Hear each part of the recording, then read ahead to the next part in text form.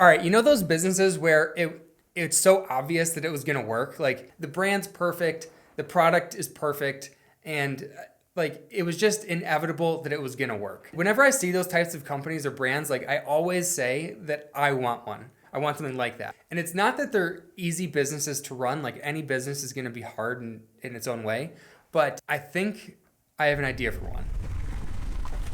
So the thing about these businesses is you want to base it on things that people have done. So where they lived, how old they are, things where you don't have to sell them on buying the product. They're just gonna want it because it relates to them, like where they are in life. And so I was thinking about that when I was running a few weeks ago, and like we grew up outside of Detroit, and it's a big deal to have like made in Detroit or made in Michigan.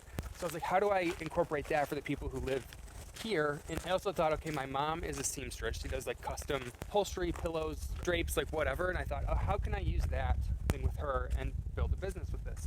And so first I thought, okay, what about throw pillows and throw blankets based on Detroit? Where if you're from here, that's something you're gonna, want. It's nostalgic for you, and like it doesn't matter where you live, like whether you live in Detroit still or you moved away, you would buy that just because it's from where you grew up. And like I thought that was a great idea, and I thought, okay, Detroit Throw could be the name because it's throw blankets and throw pillows. Like that was, a little bit back there, and like not even a minute later, I thought that is too small of an idea. Obviously, people live and grow up anywhere, so it's not just for people in Detroit. It can literally be any city, anywhere in the world. People who grow up somewhere, they move, they've just visited, and they want to like have a memory from that place. Then they can buy one of these throw blankets or throw pillows. It anchors them to that place, and it's nostalgic, and it reinforces their memory and what they've done.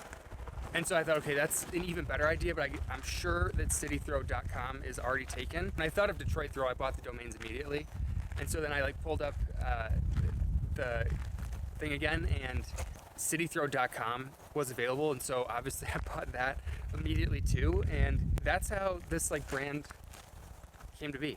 All right, so we have the brand name City Throw, and that's really step one for any project that I'm doing. But I guess you could have the idea for what you want to make first. But once I have the brand name, I quickly want to get a logo because that makes it real. It's what people are gonna like associate the brand with or what this is. It gives me something to talk about, and it sounds complicated. You can overthink making a logo, but the way I do it is really simple. For me, when I start a logo, I want it to be as simple as possible. And to do that, I like using word marks where the text is the logo, like the brand name is the logo. You can use things like emblems and symbols, but at this point, no one knows what this brand or company is. So I think I'm better off just using the company name or the brand name as the logo itself. So what I do is I start with, like, I'll go look at Google fonts because they're free. I'll look at Adobe fonts, and I'll search for one that has the look and feel that I want for the brand. So for City Throw, I know it's the products, they have this heirloom quality to them where they should last forever. So when I searched for the City Throw typography, I was looking for something that had weight to it, that was a little bit more rigid, that looked like it was industrial and would be around for a long time. And so I just type out the name, and you can obviously decide, like, do I want lowercase, capital, just capital, the first letter, whatever. And you kind of just play around with the weight of it. Obviously, you can change, like, is it a thin weight? Is it bold? How bold, if it is? You can change the tracking between the letters because maybe it's spaced out a little bit or maybe it's tighter.